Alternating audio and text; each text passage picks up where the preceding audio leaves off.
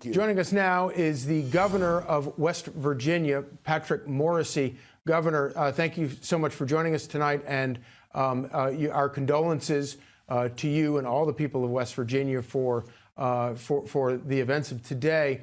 What can you tell us about these? Yes, indeed. What can you tell us about these two National Guards troops who are from your state?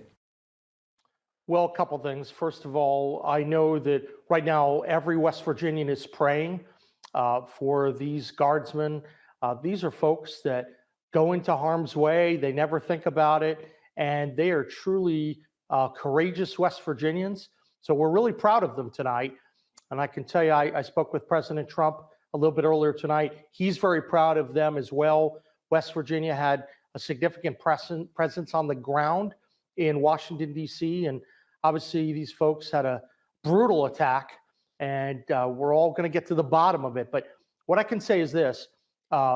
These are people that stepped up to serve their country and to serve their state, and they're working really hard to ensure that West Virginians and Washington, D.C. gets protected. So we're going to leave some of the personal information out because obviously we want to show respect to the families, but I could say that these are courageous folks.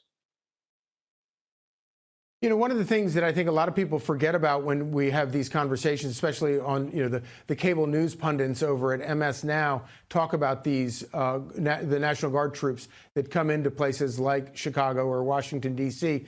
They forget the fact that these are young Americans from all over the country who are sometimes 18, 19, 20 years old.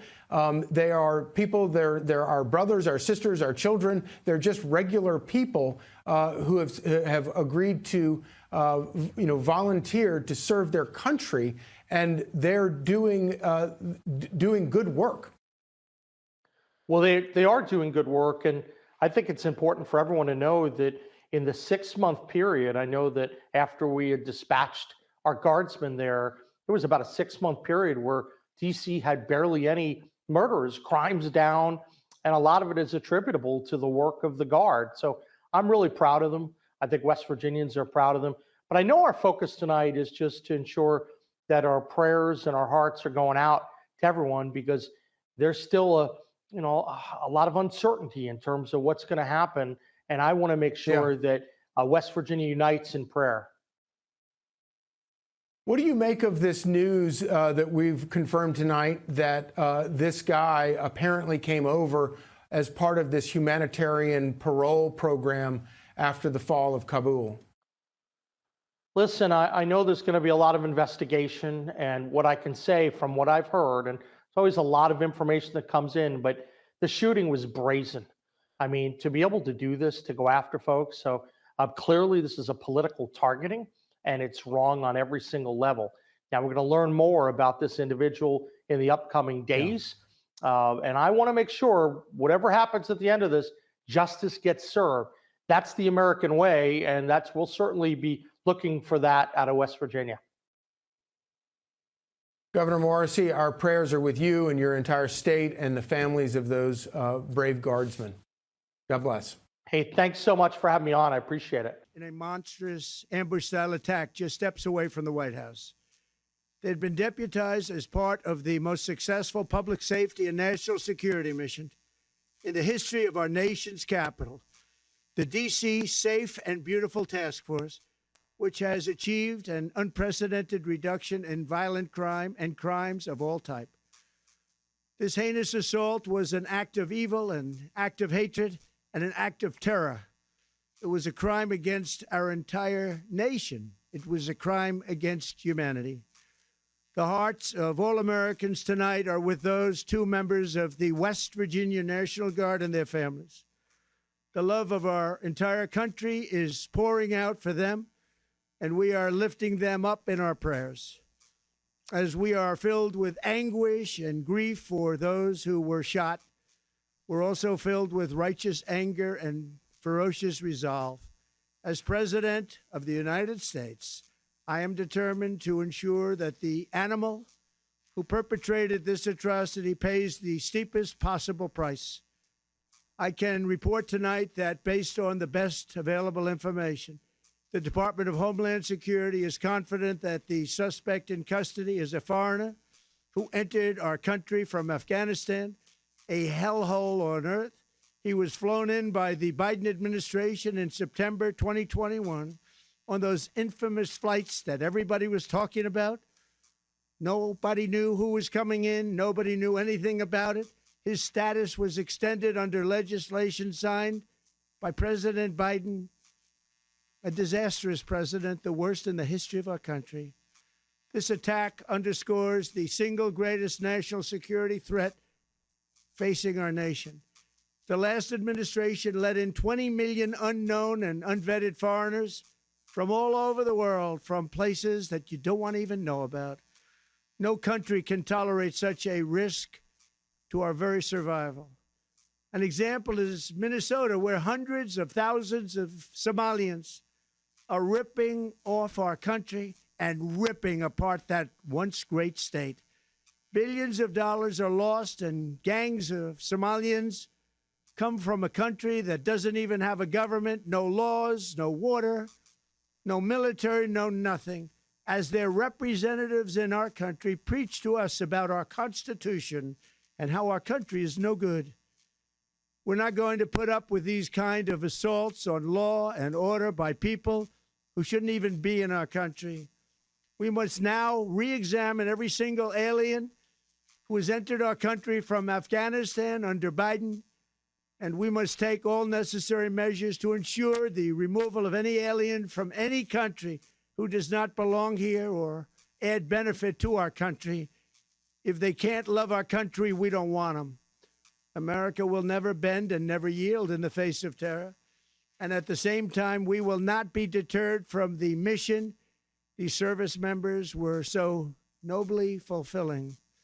That is why tonight I can announce that I have directed the Department of War to mobilize an additional 500 troops to help protect our capital city.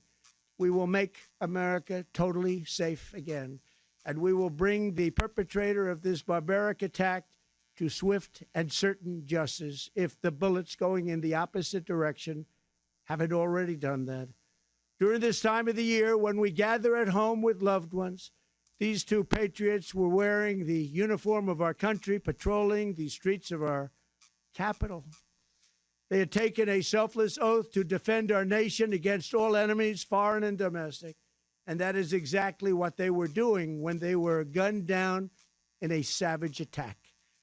I want to express my extraordinary gratitude to every member of the United States military who is deployed tonight at home and abroad. I also want to thank the Secret Service and the D.C. Metropolitan Police Department for their work today. This Thanksgiving, I ask every family to say a prayer for the two great heroes who were so horribly shot, and for their loved ones. Please say a prayer. May God bless them and comfort them, and may God bless and protect the United States of America. Thank you and good night. The two guardsmen who were shot today were part of the deployment to the nation's capital intended to make the district safer. That action, as you heard, by President Trump has sparked massive controversy in some corners. Chief National Security Correspondent Jennifer Griffin has the latest on that tonight. Good evening, Jennifer. Good evening, Brett. President Trump ordered the National Guard mobilized in Washington, D.C. on August 11th against the wishes of D.C. Mayor Muriel Bowser. Given D.C.'s unusual status and not being a state, the D.C. National Guard, when mobilized, is operationally under the control of the Army Secretary, who in this case is Dan Driscoll, who is fresh off a grueling week of shuttle diplomacy to Ukraine, Geneva, and Abu Dhabi. Those shot today were members of the West Virginia National Guard. In August, 300 Guard from West Virginia deployed to Washington, D.C. 160 volunteered to extend their deployment and remain in D.C. until the end of the year. The rest of their unit returned home over a week ago. Governor Patrick Morrisey of West Virginia praised the two soldiers, adding West Virginia would never forget their service and sacrifice. As of Wednesday morning, there were about 2,200 National Guard troops deployed in Washington, D.C., about 1,300 from Louisiana, Mississippi, Ohio, South Carolina, West Virginia, Georgia, and Alabama. There have been 62 homicides in Washington since May 25th. As of October 28th, the city has seen 123 homicides so far in 2025, down 30% from a year ago.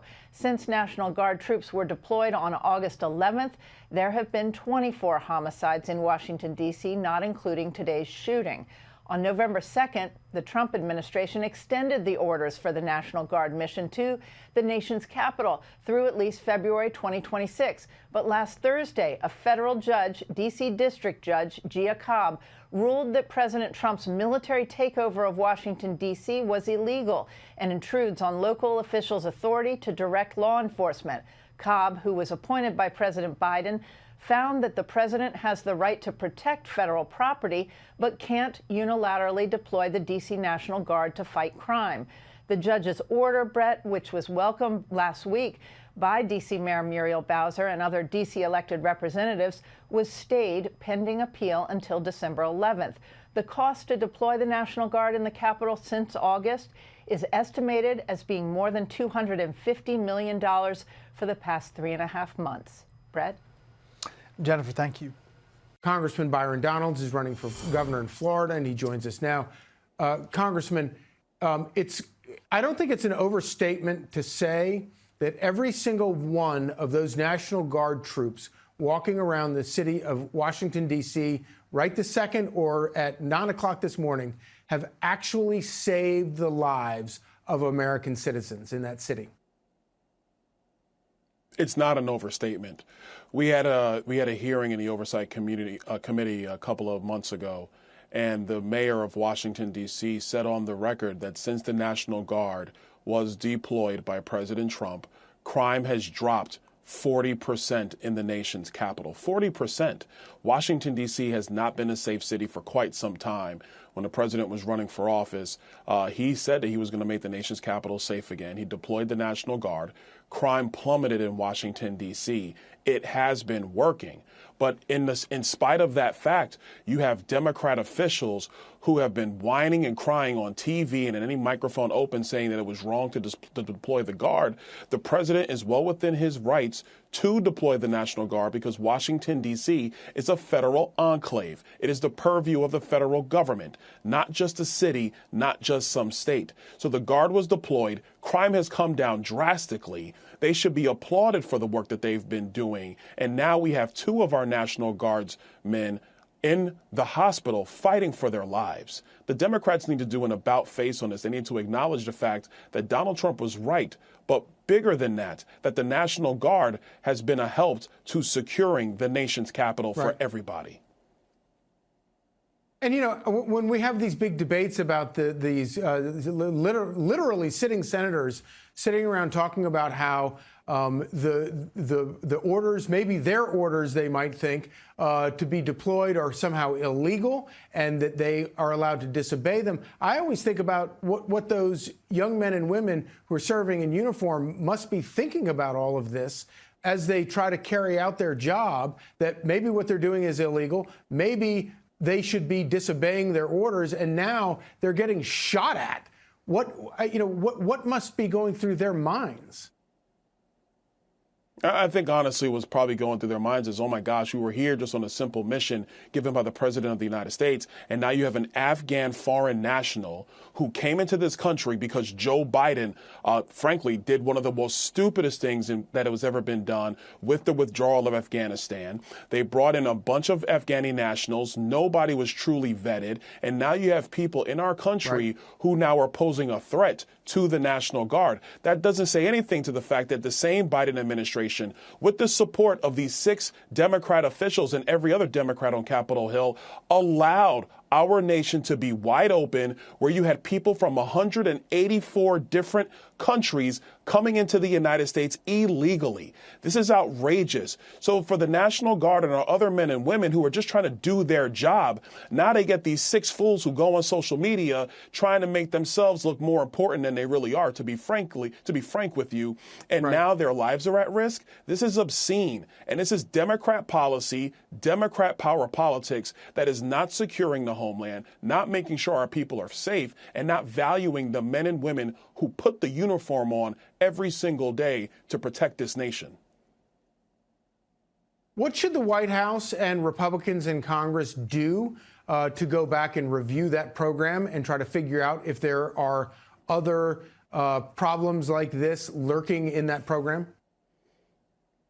Well, we're doing it right now. Obviously, the deportations that President Trump has greenlighting is step one. Step two, obviously, was securing the country. Donald Trump has done that. The second he came back into the White House, no illegal border crossings into the United States. That's a win for the American people. To my colleagues on Capitol Hill, it is time to reopen the investigations into the Afghanistan withdrawal and the lack of vetting of who came into this country. And every one of those people need to go somewhere. They don't need to be in the United States. If it's going back to Afghanistan, so be it. But now that we have two of our men and two of our soldiers in the hospital fighting for their lives, I mean, enough is enough. And I know that there are some people in the United States saying, oh, well, you know, we didn't want to really deport everybody. The truth of the matter is you cannot have wide open borders. Wide open borders lead to our country being overwhelmed in every single aspect, including safety and security.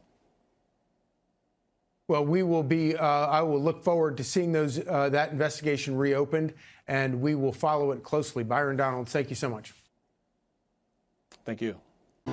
It's a somber reminder that soldiers, whether they're active duty, reserve, or National Guard, our soldiers are the sword and the shield of the United States of America. We know these men and women, they're willing to protect 100% of our freedom by sacrificing their own life. But you never want to see this happen on our own streets. They are the heroes of this day, and we must remember them on this day and every day, and their families and the sacrifice they have made. FBI director today after the shooting of two National Guards troops a few blocks from the White House. There is some reporting, we haven't matched it yet, that the Joint Terrorism Task Force is beginning to look at this as a possible act of terrorism. NBC News put out a report saying the FBI will initially investigate the shooting as a possible act of terrorism. Two senior U.S. law enforcement officials said. The officials said the suspect, who alleged to have used a handgun, has been initially identified as an Afghan national. Law enforcement officials are still trying to confirm all the person's details, they said. Again, we're trying to get our own independent confirmation of this. It's one element of the investigation. We'll start there with our panel. Fox News chief political analyst Brit Hume, USA Today White House correspondent Francesca Chambers, and Fox News contributor Mark Thiessen. Brit, obviously it would add a big different look at this. It's a tragedy either way, as those National Guard troops were attacked. Yeah, there's some reports that he shouted Allahu Akbar, a phrase that we've become painfully familiar with from Muslim extremists through the age of terrorism. That would probably short-circuit what would have otherwise been rather a poisonous debate about motive here.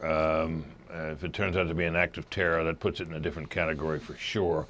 But this was about as cold-blooded an attempted murder as we could imagine.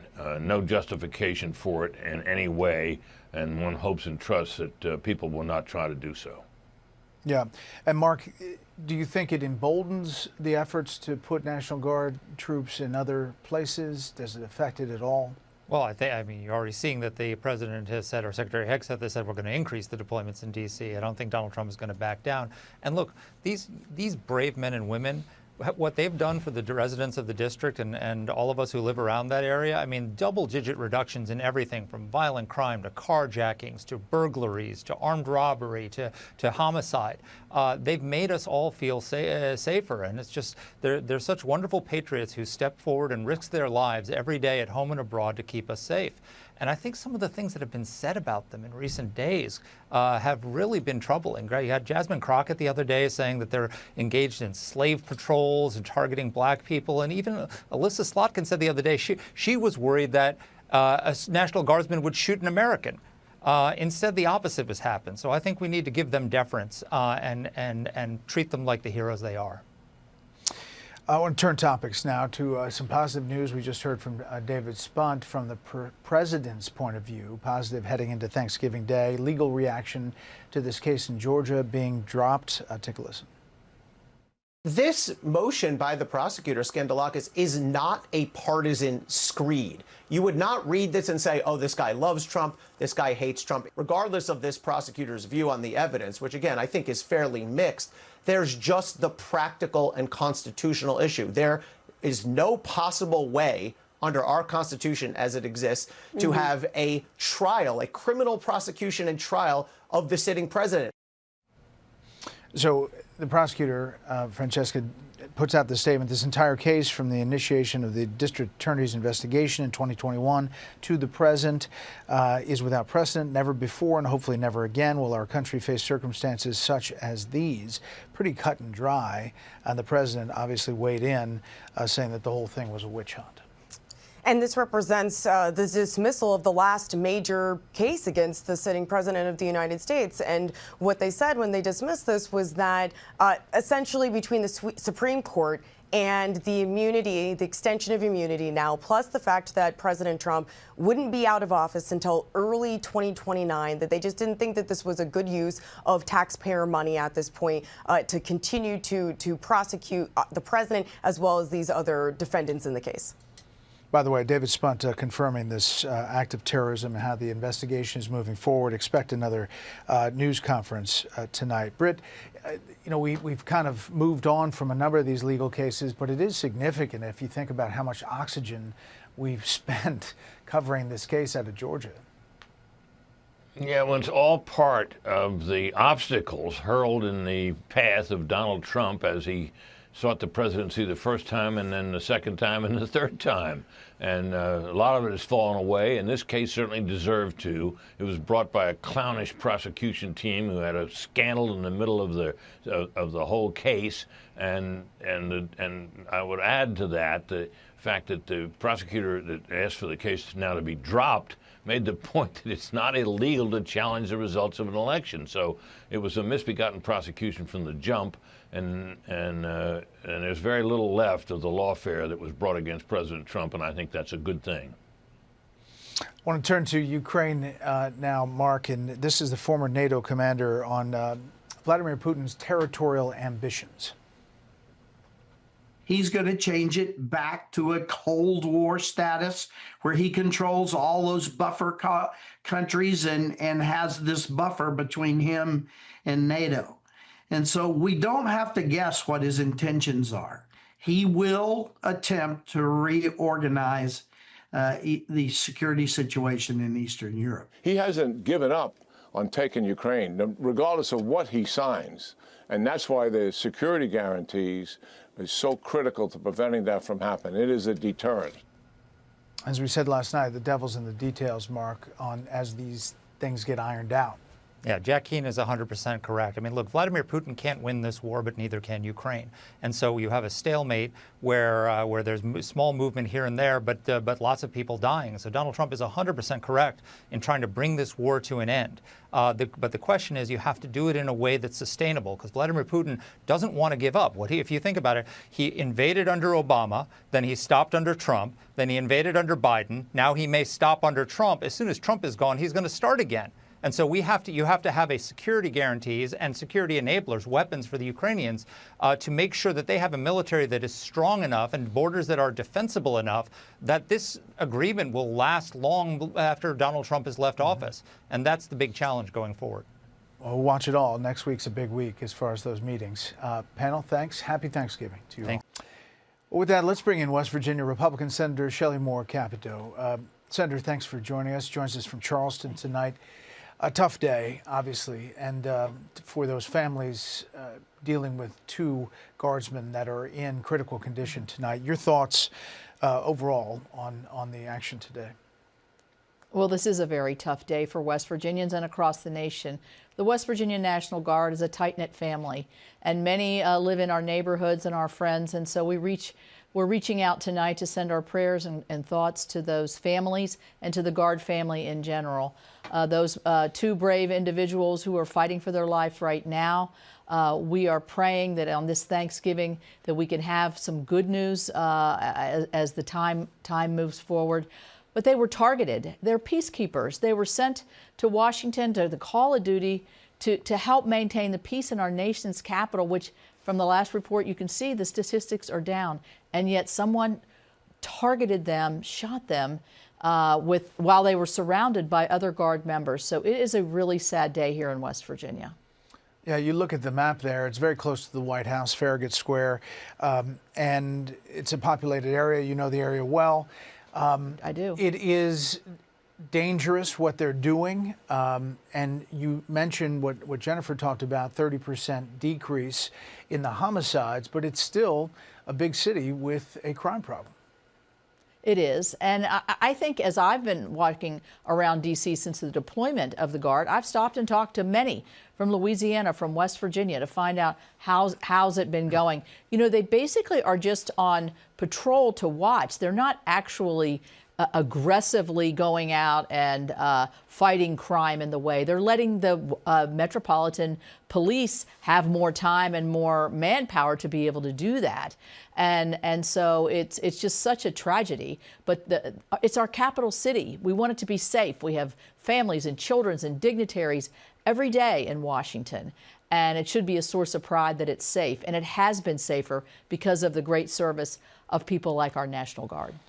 You know, at first, when it was announced, it was seen as controversial, and in some corners it still is very controversial. But even D.C. Mayor Muriel Bowser turned and supported it because she realized it freed up the Metropolitan Police to do a lot of crime fighting. Right.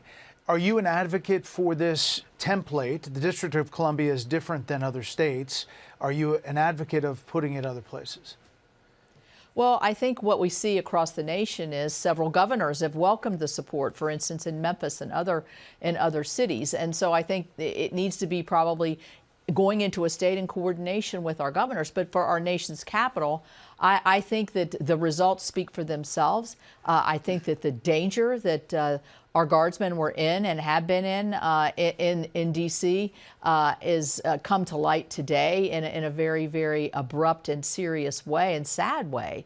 But yes, I think our cities should be safe. They should be beacons of freedom where you can go and do and recreate and work and feel like you have a sense of not just pride, but safety.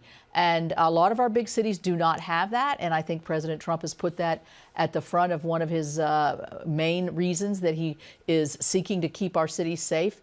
So I think I do believe in the mission, yes. Well, Senator, we appreciate your time. A tough night. We'll join you in your prayers for the West Virginia National Guardsmen tonight. Appreciate that, Brett. Appreciate the nation for doing that as well. Happy Thanksgiving. Welcome to a special edition of Jesse Waters Primetime. I'm Charlie Hurt in for Jesse Waters. We start tonight with a Fox News alert. 2 members of the National Guard shot in Washington, D.C. earlier this afternoon. Newly obtained video shows the scene just moments after the attack. National Guard troop is trying to be resuscitated after a shooting. It looks like there's 2 victims, but the gun's we have people running away. Looks like 2 National Guard members have been shot with rapid fire. The mayor calls it a targeted attack.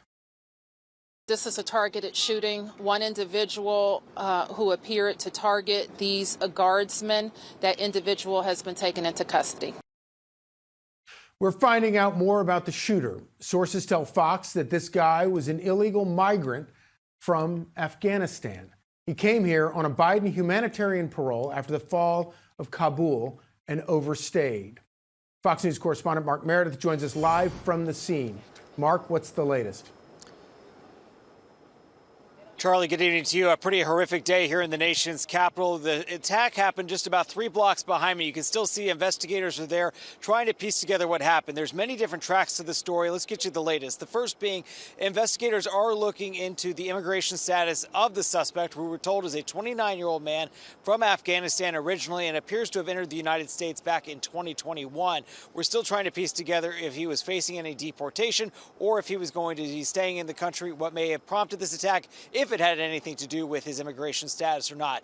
We also are trying to get more information about his condition. One source telling Fox that the suspect had been shot multiple times on his body. Investigators earlier today said that they had exchanged fire with the suspect, that they had shot him, but we've been trying to get a better understanding of how bad his injuries are, if he'll be able to cooperate with investigators, tell them what he knows, if he would do that at this point. And the question will be whether or not he'll face, what kind of charges he shall face. Sources are telling us they are investigating this as a potential act of terrorism, but no final determination has been made yet. Also, Charlie, we're learning some really horrific details about how this attack was carried out. Let me take you back to 2:15 this afternoon outside of the Farragut West Metro Station, which is just 2-3 blocks away from the White House on the north end of the White House. If you watch TV, you see the helicopter leaving up and down the White House. That's the south side. This is the other side of the building, 2-3 blocks from there. It was outside the Farragut West Metro Station where at 2:15 this suspect ambushed these two National Guards members coming from West Virginia. We're told that they were attacked and shot multiple times by a revolver, but the key word again we're hearing is ambush, that they didn't see this coming, that there wasn't any fair warning. And sometimes in attacks, we've seen one in D.C. recently this year, where the person who committed the attack shouted out something in advance. We're trying to determine if there was any sort of political message or message of why this violence was being carried out right before it happened. There's also been a lot of questions about the condition of the National Guards men who were out here. And the reason there's been some confusion is because of a statement that came from the governor, the commander-in-chief of West Virginia, earlier today, who said that they had died, and then he retracted that statement. There is, of course, as you know, Charlie, in the breaking news and a tragedy like this, there's a lot of confusion, but we haven't gotten an update on their condition. But because of the details of the attack, how it was carried out, how vicious it was, these injuries are thought to be extremely critical, not something that you could just easily walk away from. We've seen some video outside of one of the hospitals here in D.C. with National Guards members appearing to be praying for their colleague, their friend. But in terms of any updates on how they are this evening, we just don't have that information. The FBI Director Kash Patel, he was one of the first law enforcement officials at the top level to come out here to the scene to see what happened for himself. At a news conference earlier this evening, he also vowed to dedicate the full resources of the federal government to hold who's responsible accountable.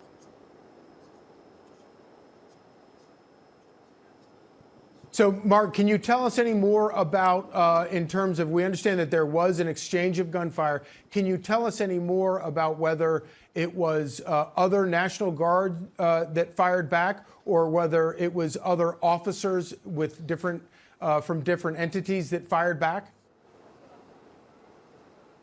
Great question. So we know in any time that any law enforcement officer, whether it be the National Guard or local police, are injured or attacked, it's all hands on deck. You see the blue rush to the scene. Our understanding, it was another National Guards member who returned to stop this attack, to get this attacker in custody. But I would imagine, given how much law enforcement is out here, how quickly police would have been able to respond, that it was multiple people trying to subdue the suspect.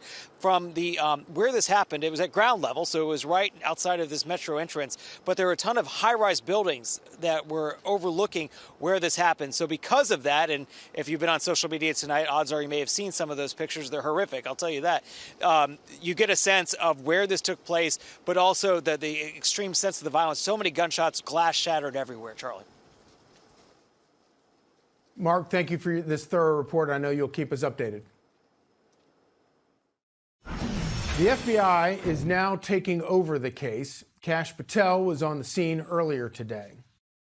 Since this is an assault on a federal law enforcement officer, this will be treated at the federal level as an assault on a federal law enforcement officer. The FBI will lead out on that mission with our interagency partners. And this just in, the FBI is investigating this as an act of terrorism.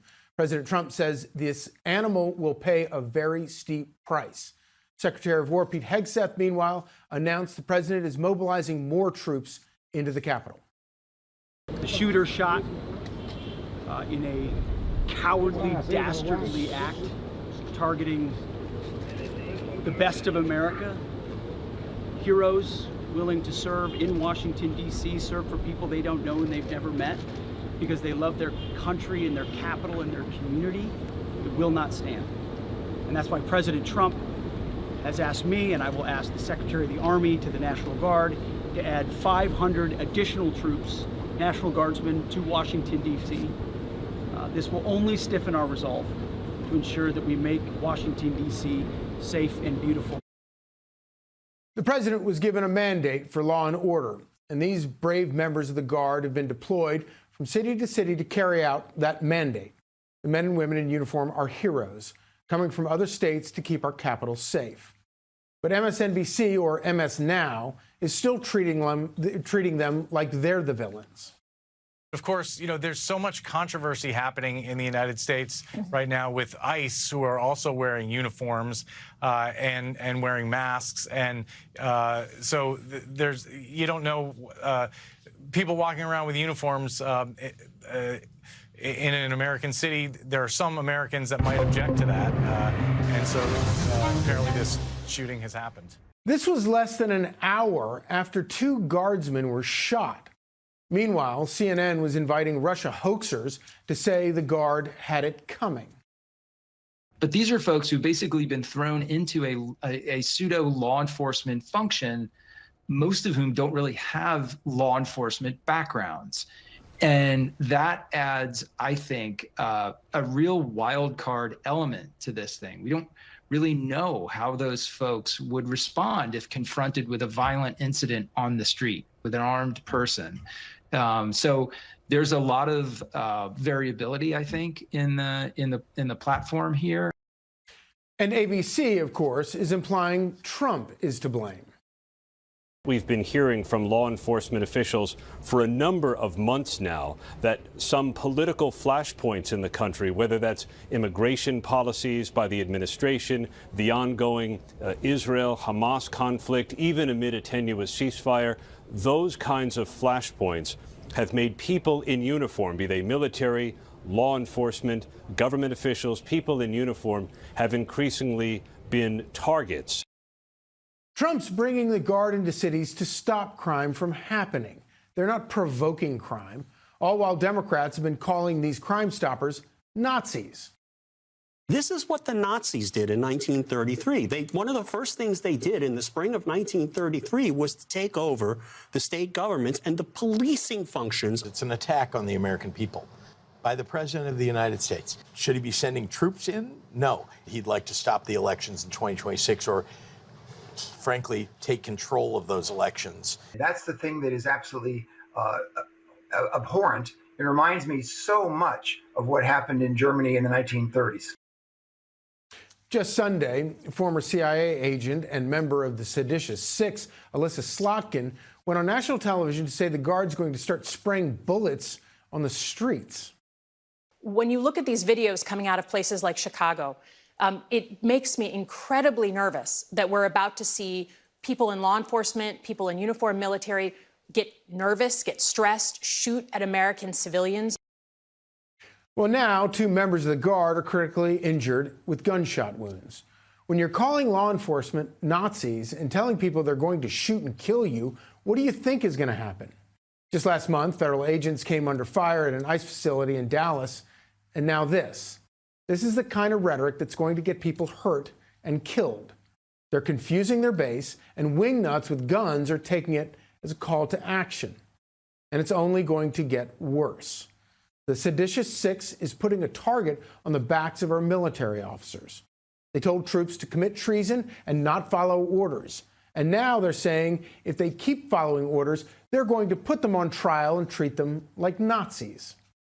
What do you think the consequences should be for people who are abiding by following these steps from the commander-in-chief when they seem to be complete overreaches of power? They're following unlawful commands from Donald Trump. And if you're committing offenses and your defense is going to be, I was just following orders. You know, that didn't work out so well at Nuremberg. When the rule of law comes back into the light of day, will have to be tackled. They'll have to be held accountable for those abuses. Yeah, Nuremberg. Democrats are treating the people with badges who gear up every day and put their lives on the line to defend the public as the real villains. Not the criminals on the streets or the illegals or the narco-terrorists. Whose side are they on? The seditious Six are acting like they're the heroes. I'll tell you this, though. I'm not backing down. I mean, we said something Very simple. Members of the military need to follow the law. We wanted to say that we have their backs. His response, kill them. Senator Chris Murphy said Democrats were at war, and now they're acting like it. They're going on offense. You know, Donald Trump has weaponized the Department of Justice against us. People like Pulte are going after the president's enemies. They only understand one language. The only side of the ball that I want to be on is the offensive side. How many more people are going to have to get hurt for this to stop? Hey, Sean Hannity here. Hey, click here to subscribe to Fox News YouTube page and catch our hottest interviews and most compelling analysis. You will not get it anywhere else.